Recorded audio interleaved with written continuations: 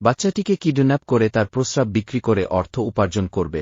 ফাংশু গার্ডদের ডেকে বলে যে বাচ্চাটি যেখানেই থাকুক খুঁজে বের করো, তাকে অপহরণ করে বাড়িতে নিয়ে আসো, যেটাতে গার্ডরাও রাজি হয়ে যায়। নিংসু খুব প্রেশান হয়েছিল যে সে এত তাড়াতাড়ি 100 মিলিয়ন টাকা কিভাবে উপার্জন করবে, তাই বাচ্চাটা তাকে সাহায্য করতে চাচ্ছিল এবং সে কাছাকাছি একটি পুকুরে যায়। সেখানে একটি সোনার ড্রাগন থাকে এবং বাচ্চাটি সেটা ধরার জন্য যায়। সে সেই সোনার ড্রাগনটিকে ধরে, তবে জল থেকে বেরিয়ে আসার সাথে সাথে সেই সোনার ড্রাগনটি সোনার মাছে রূপান্তরিত হয়ে যায়। পরে সেই সোনার মাছটিকে নিংসুর কাছে নিয়ে যায়। নিংসু অনুভব করে যে বাচ্চাটি ক্ষুধার্ত, তাই সে পুকুর থেকে মাছটি ধরেছে। নিংসু তাই সেই মাছটি কাটার জন্য নিয়ে যায়। অন্যদিকে দেখি যে লোশন তার ছোট বোনের সাথে দেখা করতে এসেছে, যে একজন মার্শাল আর্টিস্ট।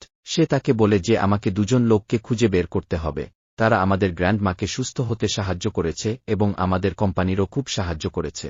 তারপরে লোশাদের ছবি দেখায়। লোশনে বোন বলে যে আমি 2 দিন পরে তাদের খুঁজে বের করতে চলে যাব। তারপরে লোশন সেখান থেকে চলে যায়। পরের পার্ট দেখতে ছোট্ট একটা লাইক দিবেন।